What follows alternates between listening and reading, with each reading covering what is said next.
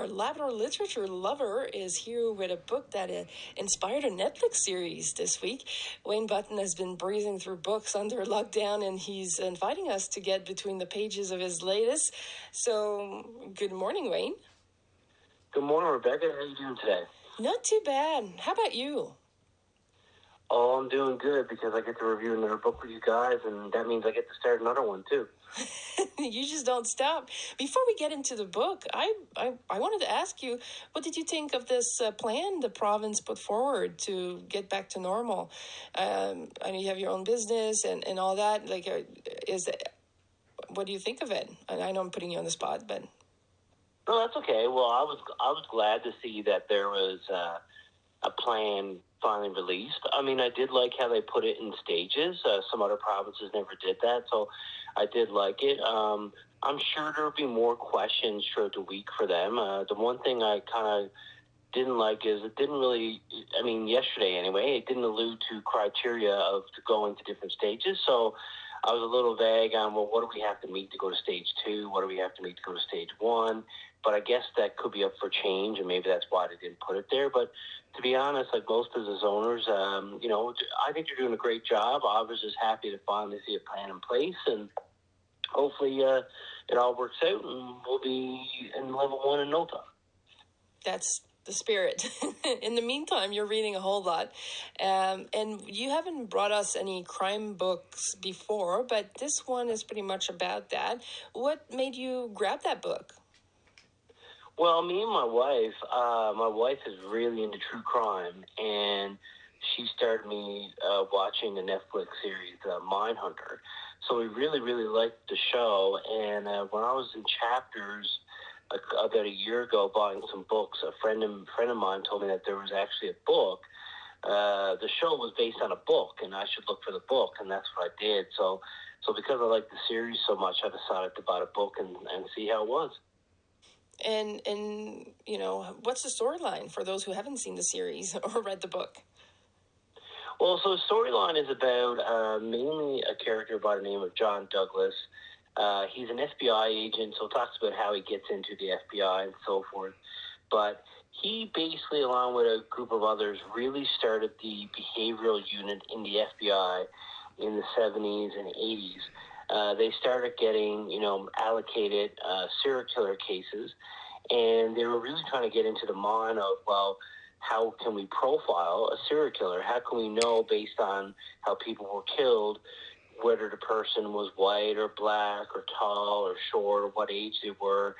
And they really started studying and actually going into jails and talking to serial killers and asked them, why did you kill 8 women? What was your, motive and stuff like that? So they actually, it's very interesting because they go to people like Marilyn Manson. They go to Manson and some other people to find out, why they kill people.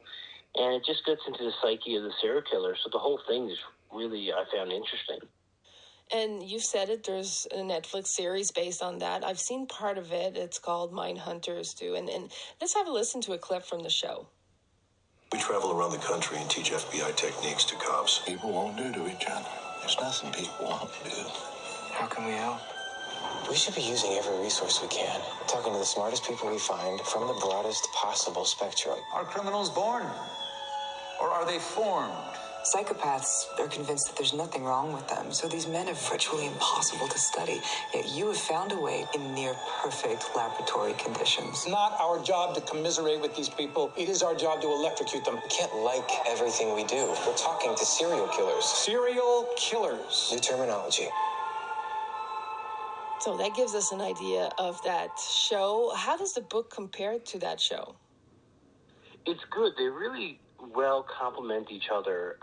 So that's what I was worried about. I was worried that I would read the book and it would just be verbatim the show. But there's actually some really good stories in the show that aren't in the book, and there's some really good stories in the book that aren't in the show. At least when I'm reading it in the book, I know it probably factually happened. On the show, I'm like, well, maybe it was dramatized for the show. But about maybe a quarter to halfway through the book, it talks mainly about what's really outlined in the second season of Mindhunter's show, which is the Atlanta child killer.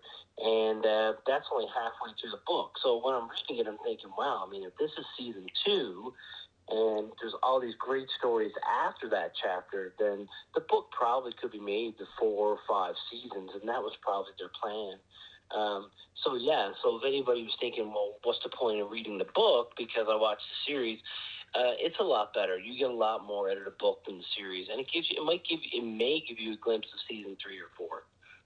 Actually, the show got canceled last time I checked. So hopefully if you want to finish it, you should just read the book. So what kind of reader would you recommend Mindhunter to?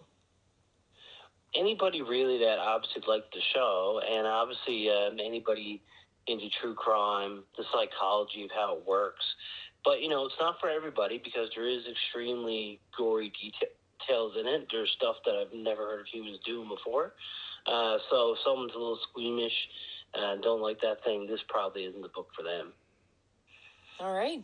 Well, thank you for this review, and I'm looking forward to actually find it. Maybe I'll skip over some of those gruesome details. Yeah, that's right. Well, thank you so much, and have a great weekend. You too, Rebecca. Thanks. And that was Wayne Button, our book columnist at Labrador Mornings. Mindhunter Inside the FBI's Elite Serial Crime Unit is the book he was talking about. That was Labrador.